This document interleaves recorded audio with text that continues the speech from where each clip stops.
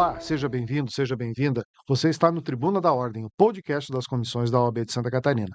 Meu nome é Edgar Galiletti, sou coordenador adjunto das comissões e vou lhes acompanhar no episódio de hoje. O nosso episódio hoje trata da Comissão de Investigação Defensiva, tema extremamente interessante, e temos aqui um dos membros da comissão, na realidade o vice-presidente da comissão, que foi no Brasil, talvez aí um dos grandes idealizadores, né, e popularizadores da investigação defensiva, que é o Dr. Carlos Rodolfo Glavan Pinto da Luz, a quem eu já vou apresentar e passar a palavra. Antes, no entanto, eu gostaria de fazer menções institucionais, sendo a primeira delas ao Dr. Juliano Mandelli, que é o presidente da nossa seccional, ao Dr. Douglas Dalmonte, coordenador geral das comissões, e ao Dr. Pedro Miranda, que é o presidente da CAASC, que nos permite a utilização da estrutura do estúdio CAASC para a gravação dos nossos episódios. Eu também faço uma menção além do nosso convidado, Dr. Carlos Pinto da Luz, a todos os membros da Comissão de Investigação Defensiva, que se sintam representados hoje aqui na pessoa do Dr. Carlos, como se estivessem efetivamente participando do nosso podcast. Dr. Carlos, então, ele é advogado há 25 anos, especialista em ciências criminais pelo CESUSC, mestre em Direito Penal e Processo Penal pela Unesc, imortal da Academia de Letras do Brasil, poltrona 28, professor universitário de Direito Penal, Processo Constitucional, Deontologia Jurídica, Prática Penal e Medicina Legal, autor das obras Tribunal do Júri, A Função do Corpo de Sentença, Investigação Defensiva no Inquérito Policial, Investigação Defensiva na Prática e a política pública de produção de provas por acusados carentes no sistema penal brasileiro, todas pela Hábitos Editora. Como é que vai, doutor Carlos? Tudo bem?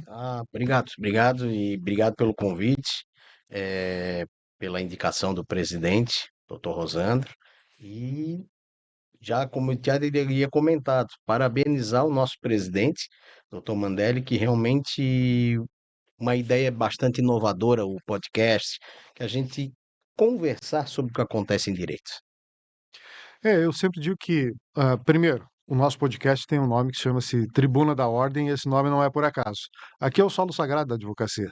Um meio digital, mas é o solo sagrado. Então, doutor é advogado há 25 anos, então sinta-se muito à vontade aqui para usar esse espaço como se efetivamente uma tribuna fosse. Obrigado. E é importante a gente ressaltar isso, porque num período onde todas as instituições estão sendo atacadas, estão sendo aviltadas, onde as pessoas estão perdendo os seus direitos, né? É importante, mais uma vez, que a OAB tenha a sua voz e tenha o seu lugar.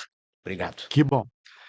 E a segunda questão é que este podcast ele foi idealizado com o objetivo que era de dar espaço para as comissões para elas virem aqui e divulgar os trabalhos que fazem internamente.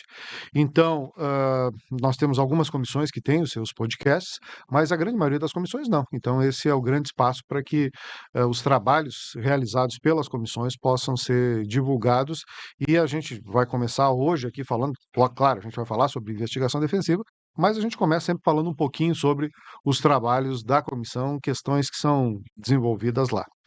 Então, doutor, primeiramente, lendo lá nos documentos de constituição da comissão, eu encontrei dois grandes objetivos da comissão, que o primeiro é conferir segurança jurídica aos advogados e às advogadas que, com fundamento no provimento 188/18 do Conselho Federal da OAB, bem como com fundamento nas regras e orientações emanadas da comissão, realizarem, no âmbito do exercício das suas prerrogativas profissionais, a investigação defensiva. E o outro objetivo que eu achei importante é atuar no interesse dos advogados e das advogadas que sofram procedimentos criminais, cíveis e administrativos originados em decorrência da prática de atos na realização de investigação defensiva que tenham observadas as regras e orientações emitidas pela comissão, além do provimento 188/2018 do Conselho Federal da OAB. Então a pergunta é, doutor, nós temos aí praticamente já um ano de trabalho das comissões e o senhor como vice-presidente, enfim, como é que o senhor analisa de que forma que a comissão vem trabalhando para realizar esses dois grandes objetivos? Certo. A investigação defensiva em si, ela foi em 2018, já vinha sendo trabalhada, o próprio Código de Processo, né, que nós estamos aí. Para ter uma ideia, meu primeiro mestrado, em 2000, já tratava da reforma do Código de Processo Penal e nunca foi para frente. E nós conseguimos, por via do Conselho, alterar e criar o provimento 188. E aí a comissão veio. A comissão de Santa Catarina foi uma, se eu não me engano, foi a primeira do Brasil a trabalhar sobre investigação.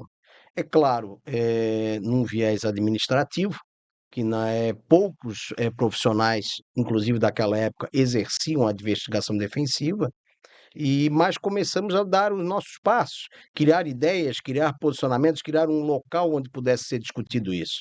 Só que como o assunto era muito cru, né, se criou à época, inclusive, que criar um ordenamento, um regramento, que na verdade muito mais engessava do que produzia, né? Mas talvez até pelo início, pela falta de experiência.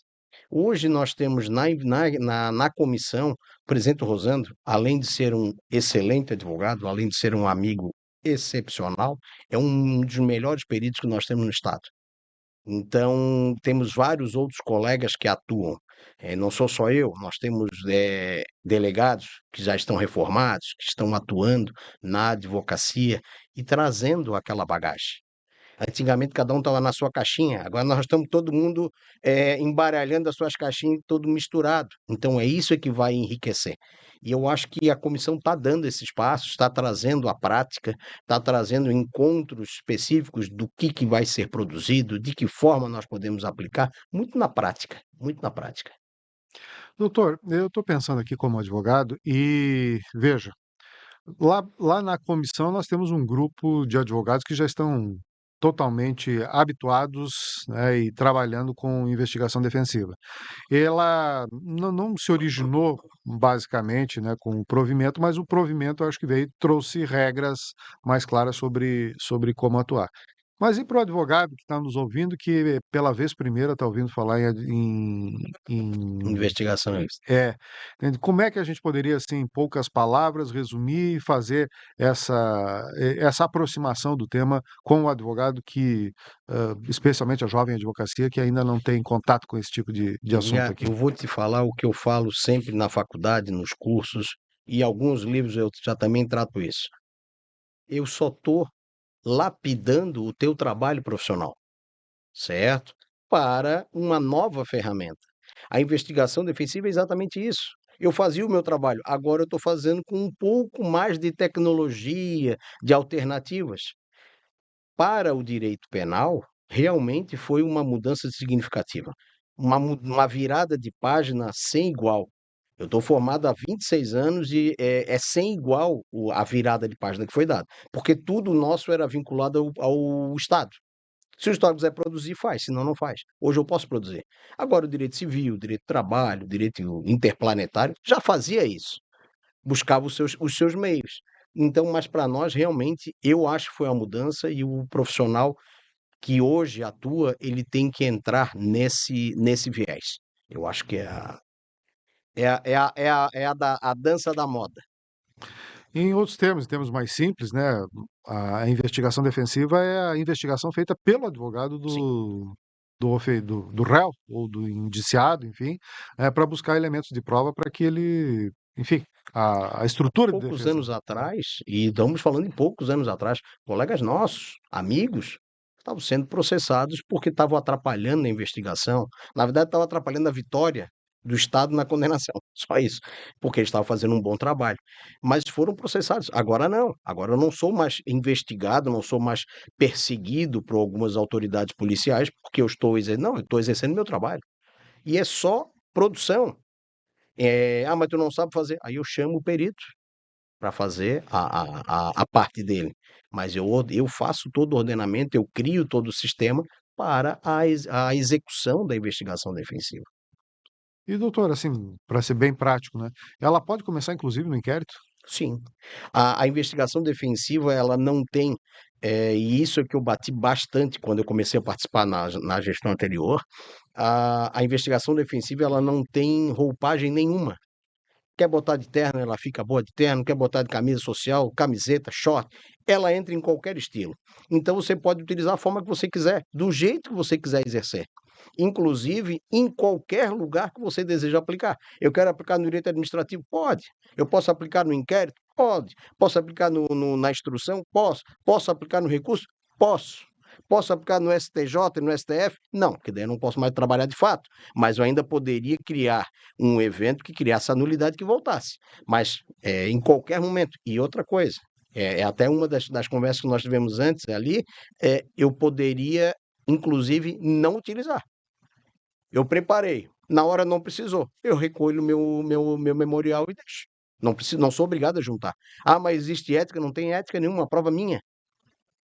Eu produzi. Se eu quiser juntar, eu junto. Se eu não quiser, eu não junto. Então, mas pode usar em qualquer momento, em qualquer esfera, tudo. E numa das suas obras, doutor, que acho que é a última, né? Trata de política pública de produção de provas por acusados por acusados carentes no sistema penal brasileiro, o senhor faz referência a um ODS, né, o ODS 16, e uma das perguntas que eu gostaria de lhe fazer é de que forma, né, a produção defensiva de prova, né, ela se encaixa dentro desse Certo, Objetivo de Desenvolvimento Sustentável da ONU. certo. Essa obra foi do meu segundo mestrado na Unesc, muito bom mestrado, e eu precisava conectar o meu projeto à linha de pesquisa da Unesc. E aí a minha saída foi a ODS, porque eu queria trabalhar com o carente, certo? O que que a investigação defensiva vai auxiliar aos detentos carentes para alcançar a ODS 16? A ODS é um desenho de várias linhas para melhorar o planeta. Então eu tenho sustentabilidade, eu tenho saúde, eu tenho proteção de elementos naturais. E aqui na ODS 16, nesse link que trato do meu livro, eu trato de justiça, soberania, melhorar o cidadão neste viés. Então, como é que eu vou conseguir alcançar a ODS? A ODS é um sonho imaginário onde a gente deseja, é uma utopia. Só que quando eu consigo condenar uma pessoa, mas condenar com uma chance maior de certeza, com uma garantia que eu não errei, todos erram.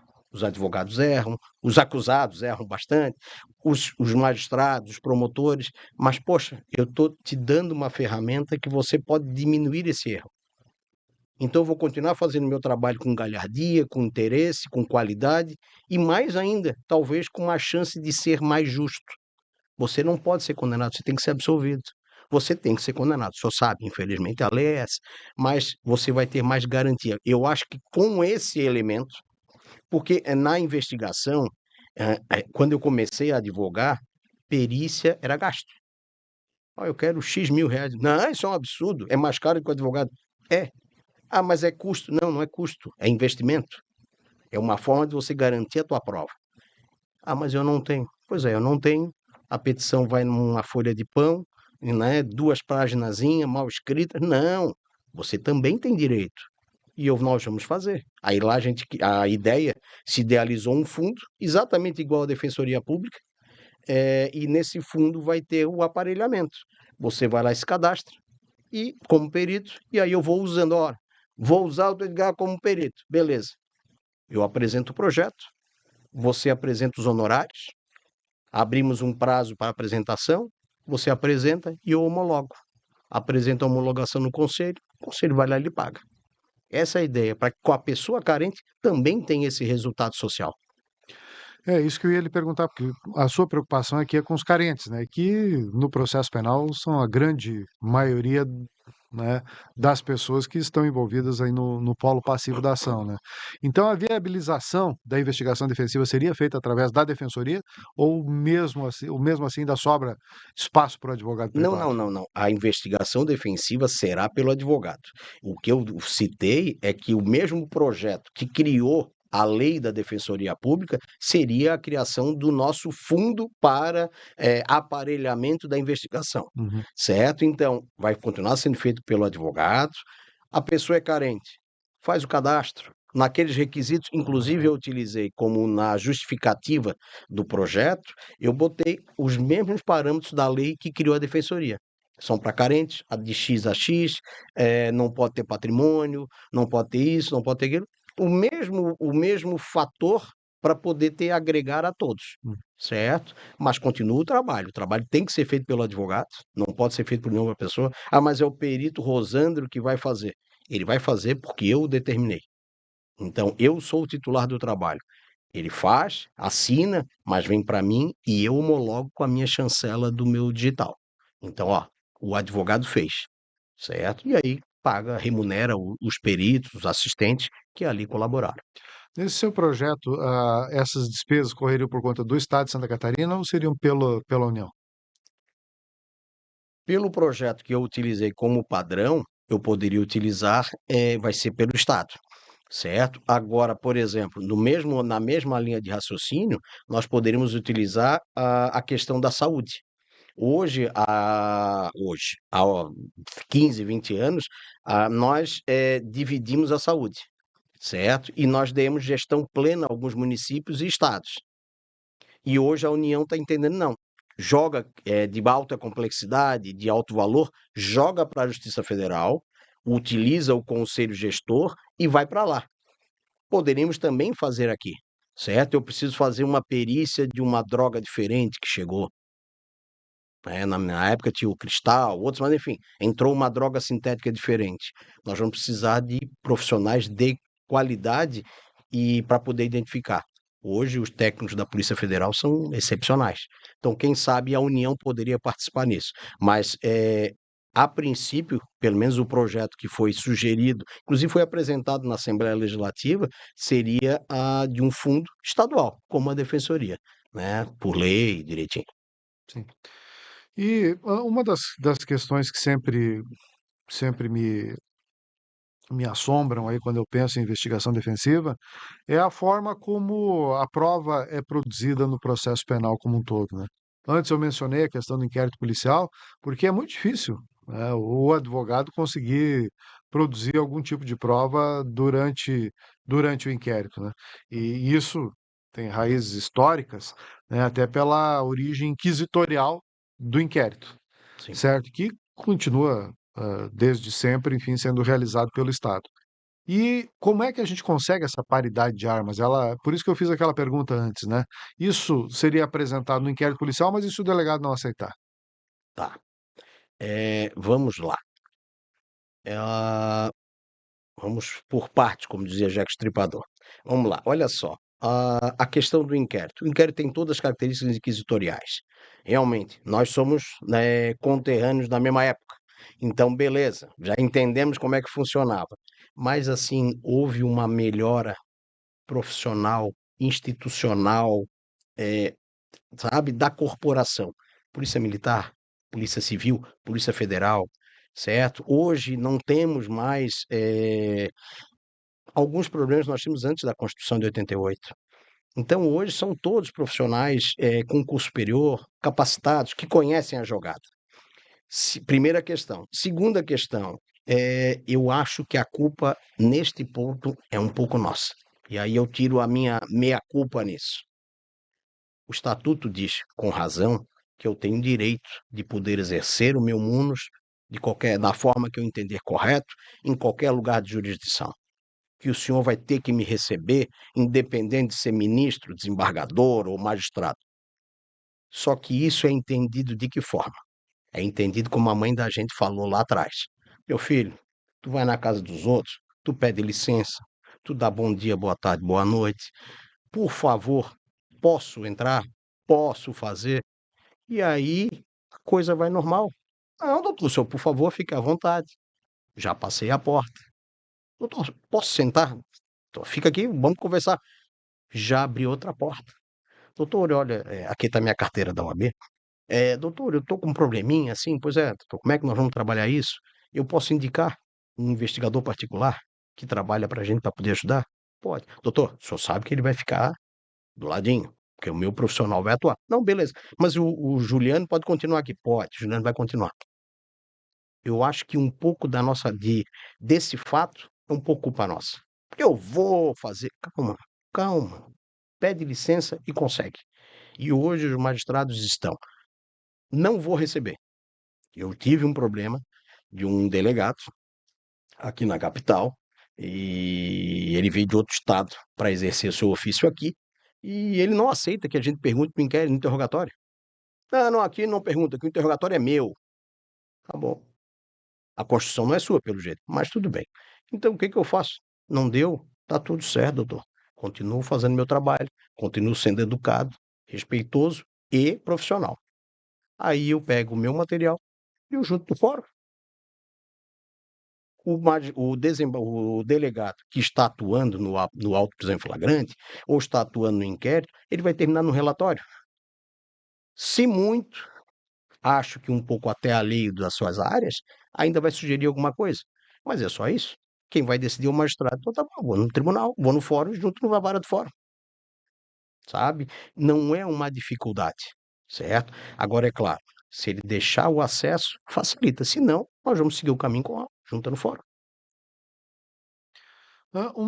Um dos pontos também que eu gostaria de perguntar, não sei se está bem dentro do âmbito de estudo aí da Comissão de Investigação Defensiva, mas é sobre a formação da cadeia de custódia.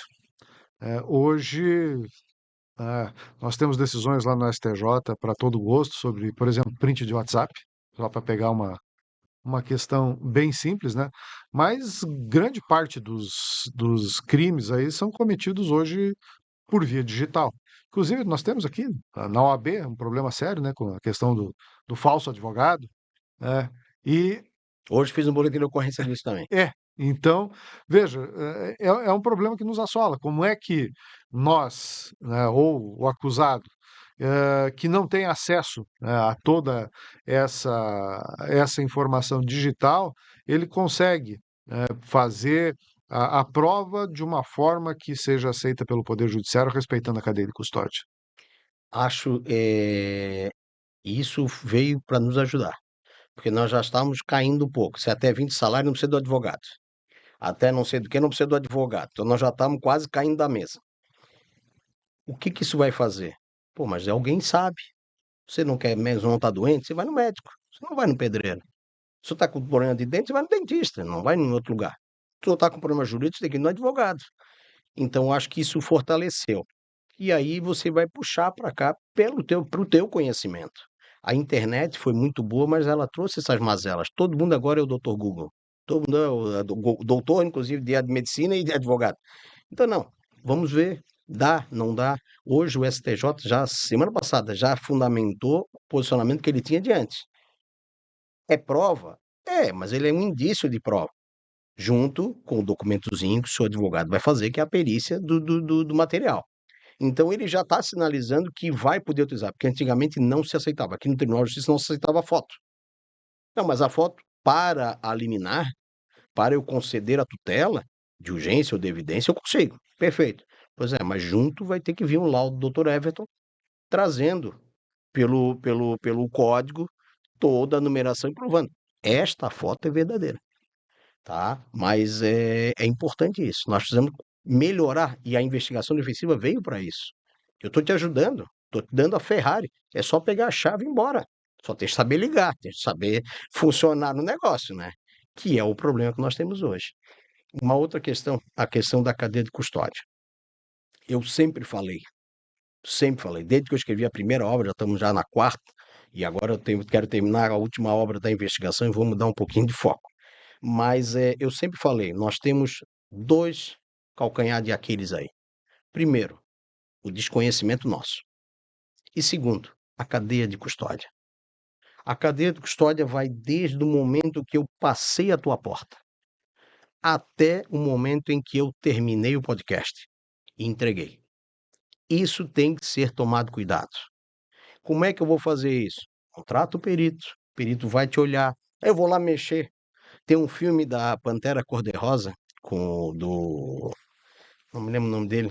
E ele pegava um caco de vidro, aí pegava o caco de vidro com a mão, pegava, aqui tem uma digital, é a dele mesmo. Isso é quebra de cadeia de custódia, né? Ele devia ter vindo de luvinha, com uma garra, pegava, olha, realmente nós temos aqui tirava digital, com material e guardava. Nós só temos que cuidar, é isso. Eu não sei fazer, traz alguém. Por que que a autoridade policial hoje ela vai lá no seu escritório? Com autorização judicial, enfim. E aí eu vou pegar o computador. Eu já vou olhar aqui, ou um crime cibernético, tu já pegas no HD externo, eu vou levar. Não. O HD externo me sinaliza o que tem. Mas o perito da Polícia Militar, da Polícia Civil vai lá, vai retirar o aparelho, vai levar para o laboratório, vai fazer análise e aí, garantindo a cadeia de custódia, fazer o trabalho. É isso que nós temos que tomar cuidado. Sabe fazer? Beleza, mas nós temos a cadeia de custódia é a grande oportunidade de você anular todo um trabalho de investigação efetiva. Se não for se não for isso, só vai talvez não fazer tão boa porque o senhor não tem experiência. Agora, em fazer, né? Agora, a cadeia de custódia, ela destrói todo o projeto da investigação. Se não for feito certinho, anula tudo. E o STJ hoje está pacífico. Antes o senhor falou em a prova fotográfica serve para concessão de uma liminar, mas não serve para a prova, né? Ela tem que ser trabalhada. É, e isso é um problema de estándar probatório. Ou seja, porque o estándar para conceder uma liminar é um, e para uma condenação, por exemplo, é outro. Para citar um exemplo mais claro para o nosso ouvinte, para decretar a prisão preventiva, você não precisa de uma prova concreta Do resultado. do resultado, né? Sim, Mas você precisa ter fortes indícios de que havia ali um encaminhamento para tanto, né? Agora, para condenação, a prova tem que ser muito mais robusta e tem que ser ah, comprovada e realizada é, nos autos, sim. exatamente. E aí é que vem o problema da cadeia de custódia. O problema da cadeia de custódia, talvez, eu acho que ela serve para os dois lados, aí o senhor me corrige se eu estou errado, né? Mas ela serve tanto para a acusação quanto para a defesa. Sim. Né?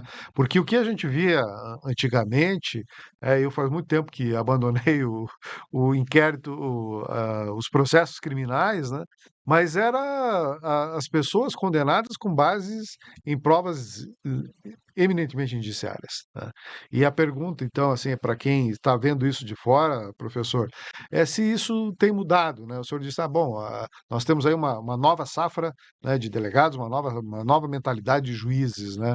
Mas ainda, né, há essa necessidade da robustez da prova para condenação?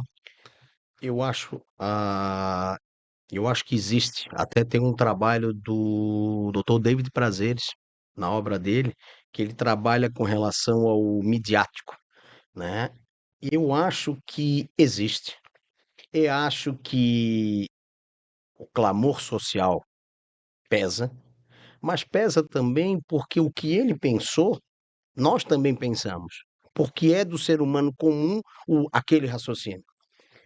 Mas hoje a prova está sendo muito melhor avaliada, certo? Não é mais um achismo. Antigamente a gente fazia júri, eu fiz quase 400 júris e 380 e poucos, e aí o que acontece? Eu gritava de lá o que eu achava que era. Não sou médico, não sou perito, então, né? Hoje não, hoje eu posso utilizar essa ferramenta. Então você vai poder trazer mais chance de acerto, não é? Hoje, eu participo de um grupo de trabalho, inclusive o doutor Rosando faz parte, e eu fui conversar com eles, fiquei maravilhado, fui fazer uma audiência, só tinha uma filmagem de um drone, só tinha uma filmagem de cima, não tinha nem o antes e nem o depois, só tinha ali. E aí nós começamos a conversar, como é que isso veio, como é que veio, de onde começou, foi cortado, quem cortou, aonde cortou, de que forma. E nisso o magistrado, que eu conheço há muitos anos também, ele foi para trás assim: "É verdade, né?" Disse: "É isso". Então as pessoas, os profissionais que estão atuando no direito hoje, estão percebendo, certo? Essa imagem veio para ti. O cara pegando a droga lá, beleza. Mas era ele? Não era. Eu sei pelo short verde. Pô, tu vai na loja, tem vários short verdes iguais. Então há uma produção científica maior. Isso está acontecendo no Poder Judiciário a nível de primeiro grau. Os promotores de justiça estão cientes, estão engajados nessa busca. O tribunal E eu participei de uma sessão numa das turmas e os próprios desembargadores, bem mais antigos, já caminhando para o seu final de carreira, eles já avisando: olha, tem que ver isso, tem que ver aquilo. Eu fiquei em dúvida, eu vou olhar. Poxa, não é mais um faz de conta, um condenar pelo ato de condenar. Eu vou condenar, infelizmente, mas eu sei que foi você. Desculpa, mas nós conseguimos provar que é verdade. É isso que precisa ter. Eu não sou contra o condenar, eu só sou contra de fazer do jeito que dá. Uma pergunta que me ocorreu agora, doutor, é que se a investigação defensiva ela fica restrita ao processo penal, ou o provimento autoriza que seja feito também, por analogia, enfim, de alguma forma, no processo civil. É isso que nós estávamos falando no começo. Quando criou-se o provimento 88, os criminalistas, opa, agora é com nós, como diz. Não, tudo bem. Mas isso já existia, isso já se fazia. Só que, por exemplo, nós fizemos um trabalho no escritório, o cara trabalhou para a empresa e depois falou: não posso mais trabalhar, estou com problema nas costas, não posso, não sei do que. Entrou com uma ação indenizatória, porque não conseguia mais andar. E eu soltei o nosso investigador no campo e descobrimos o cara num outro lugar, carregando saco de cimento nas costas, sem nada. Então, quer dizer, eu provei que havia um erro ali. Um perito que falsificou, o cara não perdeu a perna, nada. Estava correndo para cima e para baixo, trabalhando de garçom. Nesse caso específico, o perito foi prejudicado, foi penalizado e o cliente também foi. Mas então, assim, isso pode ser utilizado em qualquer ramo do direito. É claro que do direito civil, do direito do trabalho, direito previdenciário, já existem as provas ali e já estamos mais passíveis de utilização. No crime que a gente estava completamente pressionado só pelo Estado. Agora eu posso produzir também. Eu acho que assim é extremamente importante esse provimento e eh, eu acho que foi, talvez ele veio num momento difícil da nossa história, né? Porque foi 2018 e 2019 veio a pandemia, então acabou que não foi trabalhado, pelo menos na minha concepção, né, adequadamente a divulgação e assim, eh, e, e todas as possibilidades que ele oferece, né? Um dos pontos, inclusive, que é a próxima pergunta que eu vou lhe fazer, é que o advogado possa colher depoimentos Sim, diretamente, né? diretamente. E aí a pergunta é, entender se esses depoimentos não são colhidos sob o crivo do contraditório, e eles vão ser apresentados no processo. Há necessidade depois de uma ratificação dessa prova pelo contraditório, ou ela serve como início de prova, ou ela já seria base suficiente para uma absolvição, por exemplo? Tá, vamos lá. Só aproveitar a sua citação ali que eu achei bem interessante. Quando criou-se o provimento, e realmente já havia um trabalho por trás para que ele chegasse, e depois veio a pandemia. É que a pandemia, ela antecipou. O que que nós temos hoje? A audiência virtual. É raro o magistrado, não, quero todo mundo aqui. É raro. Realmente, na capital, eu acho que não tem nenhum. Mas, enfim, então, só antecipou. Então, talvez o que faltou foi só a maturação daquele trabalho. Porque agora criamos, agora vamos estudar, vamos montar tal. Mas como veio a pandemia, o virtual entrou, e aí no final, oh, mas só que o resultado chegaria daqui a 5, 6 anos. E agora já está. Então eu acho que ali houve só um atropelo e que aconteceu da saúde aí, mas eu acho que veio definitivamente para ficar. Vamos voltar para o papel, difícil. Eu sou do papel, mas ainda é difícil voltar. Com relação à produção, eu posso fazer? Posso. Eh, de que forma? Com cuidado. Eu faço os meus depoimentos como nós estamos fazendo o podcast aqui, certo? O senhor veio com a sua esposa, com a sua filha, com um amigo, documento de todo mundo, tal. O senhor assina que o senhor recebeu as informações, o senhor vai falar por livre e espontânea vontade? Sim. Testemunha assinar junto? Sim, sim. Gravado em áudio e vídeo. E eu vou juntar no processo. Há uma retificação? Há. Vai ser confirmado em juízo? Vai. Isso a gente vê, por exemplo, nas revisões criminais, onde eu faço a ação de justificação para constituir a prova, para que o tribunal possa julgar a revisão. Mas eu acho que. E outra coisa, às vezes um colega pode ficar bravo, mas não é bom olhar. Ele pode estar mentindo para mim? Pode, mas o senhor olha, o senhor pergunta para ele também. Não tem problema. Eu acho que nós não estamos disputando a prova. Nós estamos disputando uma visão do fato. Mas se eu quer perguntar para ele, pode perguntar. Não, eu acho que a gente tem que tudo às claras. Como dizia na novela lá da Índia, tudo tem que ser feito de dia, para todo mundo saber. É assim, senão dá errado. E aí o nosso ministro que já diz isso no Supremo. Coisa que começa errada, pode dar certo. Não foi isso que ele disse? Então, quer dizer, o Marco Aurélio sempre disse aí, com o problema que nós temos, ele disse, olha, cara, coisa que começa errada, não vai dar certo, não adianta. E é o que está acontecendo, mas faz direitinho. Pergunta, pode perguntar, doutor, fica à vontade. Deixa inquirir. Eu juntei a prova e ele está me dizendo que é verdade. Então, se ele chegar e mentir, não, é tudo mentira. Aí é ele que vai responder. Mas também o senhor pode perguntar, inquira, doutor, magistrado, pode inquirir. Não pode, como diz o Código de Processo, e o Supremo já disse também não pode direito dessa forma, mas deixa inquirir. O importante é que a gente faça o trabalho com mais de confiança, com mais adequado, com mais qualificado, certo? Eu fiz a minha parte. É o que eu cobro sempre da faculdade, sempre das crianças lá da faculdade. Melhor doutrina, melhor jurisprudência. Vai ganhar ou perder, aí não faz parte nossa. E, doutor, aí é uma questão ética agora, né? O senhor até já tocou no início da sua fala, mas, enfim, se durante a investigação defensiva, eu, como advogado do réu ou do indiciado, enfim, descubro que há algum elemento de prova que venha a fortalecer a tese acusatória. Eticamente, né, como é que a comissão e como é que o senhor encaram isso, né? Se essa prova deve ser juntada aos autos de qualquer forma, ou eu tendo descoberto alguma coisa que piore a situação do meu defendido, eu engaveto isso e faço de conta que não Olha vi. só, nesse ponto eu fico bem tranquilo porque entendo pelo nosso tribunal, pelo nosso código de ética, eu não estou certo. A minha obrigação é com o meu cliente. Agora sim, se você não pode produzir coisa errada. Eu não posso produzir. Eu vou fazer um documento falso. Não, não posso. Não vou fazer. Ah, mas é um cartório, meu amigo, que tem umas folhinhas soltas aí. Não, não vou fazer. Se eu não vou fazer. Se quiser, o senhor pode fazer. Só não bota o meu nome. Certo. Mas se eu souber, eu não tenho obrigação de avisar. Então, houve um fato.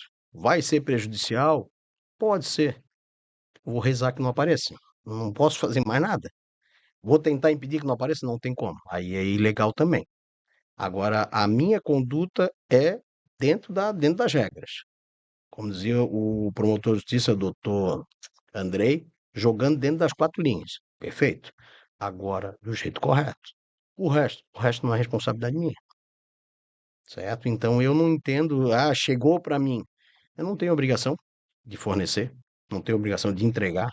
Eu não tenho essa paridade. Até porque ele também tem, também não tem. Né? Eles pegam o inquérito da parte de infância e juventude, que não pode ser juntado no processo crime, mas o promotor pede para ser certificado. Então, isso é irregular, mas não é ilícito. Nossa parte, eu entendo assim, não tenho, eu tenho a minha obrigação com o meu cliente. O que é certo, eu junto. O que não é certo, eu não sei, não participei, não vi. Eu entendo que é a melhor forma. Eu lhe pergunto porque no sistema americano eu acho que a gente caminha para, em vários aspectos aí, a gente caminha para se aproximar, né, Direito negocial. da Western Democracy, né? O, as provas produzidas pelo Ministério Público devem ser fornecidas para a defesa, né?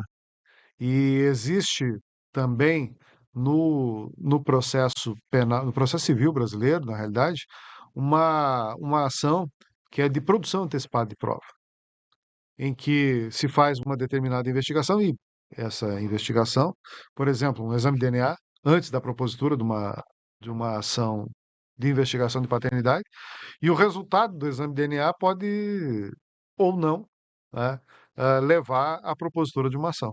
Então, existe, dentro do processo civil, por isso que eu lhe perguntei antes se a investigação defensiva ela pode também ser utilizada no processo civil, porque nós temos lá no processo civil uma ação muito parecida com isso, mas há participação das duas partes, enfim. Nesse seu exemplo, desculpa lhe cortar, pelo Não, amor não, de Deus. isso é um bate-papo aqui. Nesse tipo de, no seu exemplo, Eu entendo que eu não tenho obrigação de informar lá. Mas como é que eu vou fazer? Eu não vou ajuizar. É isso. A filha não é dele. Aí vem um atestado que a filha é dele. Só precisa informar nos autos? Não, não precisa informar nos autos, até porque ela tem cópia. Entendeu? O que eu vou fazer? Eu não vou ajuizar a ação, né? E eu acho que o nosso critério tem que ser muito certo. Tem direito? Não tem direito? Não, eu acho difícil. Não, mas eu quero que faça. Tá, tu quer que faça, mas não tem direito, eu te mostro parâmetros. Não, mas eu quero que faça. Então, uma declaração onde o senhor foi informado do risco, sabe que é uma ação temerária e mesmo assim só insiste em fazê-la. E aí talvez eu tenha que fazer ou não, tá? Mas eu acho que o critério é esse. Vamos fazer o melhor e o mais certo. Quando descobrir já que não é, nem vou mais bater o pé. Puxo, desacelera e quem não vai para outro caminho. E esse foi um dos objetivos realmente da criação desse instituto. O instituto já existia, mas houve a inserção ali de um inciso, que eu não vou lembrar o número agora, justamente para, diante das provas compartilhadas, a parte que pretendia propor uma ação, se ela chegar à conclusão de que não terá sucesso em função das provas que foram produzidas antecipadamente, ela nem propõe ação. Ela Sim. já vai para um acordo, enfim, vai Em algumas, tentar. em algumas esferas, eu trabalho muito com direito médico, direito da saúde, e a gente não ajuizava a ação pré-facial porque demorava muito, né? Muita coisa, perda de material, né? Eu fiquei com um vídeo, com um rolo de fita, de vídeo de um cliente meu que já faleceu e tudo, e até terminar a produção antecipada, a ação principal já tinha terminado. Aí depois veio o perito para olhar, o perito não tinha máquina, eu disse, não, perdeu-se tempo, né? Mas é uma ferramenta quando nós temos lastro. Quando nós não temos, a gente só usa a tutela de urgência e de evidência, consegue. Eu tive uma cliente minha que ela teve pacificação da córnea numa cirurgia de catarata. Acontece? Acontece. É raro? É. Ah, mas o médico era ruim? Não é médico, era um dos melhores da cidade. Só que ele já estava com 80. Então, com a cirurgia comigo, durava 45 minutos. A cirurgia com ele durava 1 hora e meia. E aí, pacificou a córnea dela. Encheu de sangue, cavidade, pacificou. E eu entrei com a ação, ganhamos a liminar. Só que depois foi comprovado que ela abandonou o tratamento, que ela foi tudo. Inclusive, tentou dar um golpe no médico. E aí, no final, perdeu a ação, inclusive teve que pagar alguma coisa para eles de volta. Esse é o risco de. De fazer É, errado, né? mas às vezes é melhor ter-se a prova antes da propositura da ação do que você propor uma ação para fazer toda a prova durante a instrução e chegar lá na frente e constatar que não é filho, né? Então, eu acho que esse é uma grande novidade do CPC e que, sob certos aspectos, eu acho que vem se alinhar bastante com Sim, o sim, sim, provimento sim. 188 E aqui. aí, no final, o meu trabalho, eu sempre falo isso, meu trabalho não é ganhar ou perder. Meu trabalho é te ajudar, não é? Eu não estava lá no dia, né? Ah, porque eu me casei com ela. Pois é, eu não fui padre, não fui Uhum. testemunha, não fui nada do teu casamento, cara. Eu cheguei depois. Mas agora é o seguinte, isso está errado e ele vai perder. O que que eu vou fazer? Eu vou trabalhar com a retirada dos agravantes. Já fiz um bom trabalho. O cara saiu de casa com a sacolinha de 30 anos, voltou com 12, tem que ficar satisfeito, né? Então, isso também, diante do que foi produzido, que a gente produziu de forma liminar, vai perder. Fulano, nós vamos perder. Agora, o que que nós vamos fazer? Vamos trabalhar os teus elementos, as tuas agravantes, as tuas atenuantes, né? E vamos tentar resolver. Esse é o trabalho do advogado. Um advogado sério, né? Espero. Bom, doutor, a gente já está se aproximando do final do nosso podcast e eu tenho que dizer que eu aprendi muito hoje sobre investigação defensiva e, como de praxe, assim, a gente sempre deixa ao final, né, um espaço para o nosso convidado, né, se despedir dos nossos ouvintes, né, dos nossos espectadores e deixar sua mensagem final. Então, doutor, tem a palavra livre aí para usar o Olha, microfone da eu, forma que eu quiser. gostaria, primeiro, de parabenizar a instituição, parabenizar o colega, toda a sua equipe que montaram esse podcast. Eu achei muito legal. Eu nunca tinha participado, achei muito massa. Eh, Trazendo o advogado, participando, trazendo, porque a nossa vida é muito solitária dentro do escritório. Então, é uma forma de você, pelo menos, trazer novos ares e novas coisas. Então, parabéns, doutor Mandelli, toda a sua equipe, por essa iniciativa. Obrigado ao amigo que me recebeu com tanto carinho, com tanta gentileza. Agradecer ao meu presidente, doutor Rosandro, né? Eu confesso que eu não sabia se era uma dádiva ou uma maldição, que a gente não sabe o que que era, né? Atrás da porta a gente não sabe o que que estava. Mas então eu tenho a agradecer a ele essa oportunidade. Com relação à investigação, gente, utilizem, aproveitem, certo? Ah, eu não quero comprar as 3 obras do Carlos. Compra, tem vários colegas advogados que escrevem de outros estados, né? Vão ter um colega no Rio Grande do Sul que é muito bom. Nós temos o doutor Gabriel Bulhões, meu amigo, muito bom também. Foi uma das primeiras obras que saiu em investigação. Aproveitem a instituição da investigação defensiva. Aí ela veio para nos ajudar. Mas aprenda, vá atrás. Tem alguma coisa na internet dos provimentos, das comissões auxiliando a sua criação, a sua montagem. Façam, façam. É um trabalho monográfico, monografia, introdução, meio, final, objetivo, conclusão. Isso é um trabalho de investigação defensiva. Aproveitem e o que precisarem, eu vou estar sempre à disposição. Só sei advogar e dar aula, então é o que temos. E se algum advogado, advogada que venha a ouvir esse nosso podcast tenha ficado interessado em participar da comissão, ou apenas ter mais contato, né, sobre o tema da investigação defensiva, qual é o caminho para o nosso advogado, para a nossa advogada de Santa Tá. Catarina? Gente, podemos começar pela OAB. Liga para a secretaria vai lhe indicar a comissão. Pelo site é público, você consegue identificar as comissões, advogados, etc. Não sei, liga, tá? T239 3500 e bate lá embaixo e as meninas vão te atender, certo? Qualquer coisa, tenho os contatos do Dr. Rosandro, certo? Eu quero ter uma ideia, busca pela internet, minhas obras estão todas na internet, certo? Inclusive nós já temos e-book e vai conseguir. Pergunta para um colega, pergunta para um amigo, tá? Mas eu sugeria começar por aqui. Liga para sua casa. Quando a gente tem a gente liga para quem? Liga para pai e para mãe, né? Então a gente liga para casa, liga para cá, a OAB vai ter com certeza alguém que vai poder ajudar. Tá certo, muito obrigado, doutor Carlos. Ah, eu sempre agradeço os nossos convidados, porque afinal de contas o senhor parou com as suas atividades e veio aqui falar essa 1 hora aqui com a gente sobre um tema de interesse da advocacia. E falar das comissões sempre é bom, porque a gente acaba trazendo muitas informações que às vezes o advogado que está lá na ponta nem sabe. Nós temos cento e tantas comissões, então esse podcast tem este objetivo, que é de dar espaço para que as comissões venham e divulguem os seus trabalhos, e hoje o senhor fez isso de forma magistral em nome da Comissão de Investigação Defensiva, então por isso eu lhe agradeço. Faço um agradecimento também à nossa equipe técnica, que estava nos acompanhando desde o início, e o último agradecimento e mais especial sempre fica aos nossos ouvintes, os nossos espectadores, especialmente aqueles que ficaram até o fim desse episódio nos acompanhando. E deixo então um grande abraço a todos e o convite para que semana que vem continue nos acompanhando, que tem um novo podcast. Grande abraço e até lá.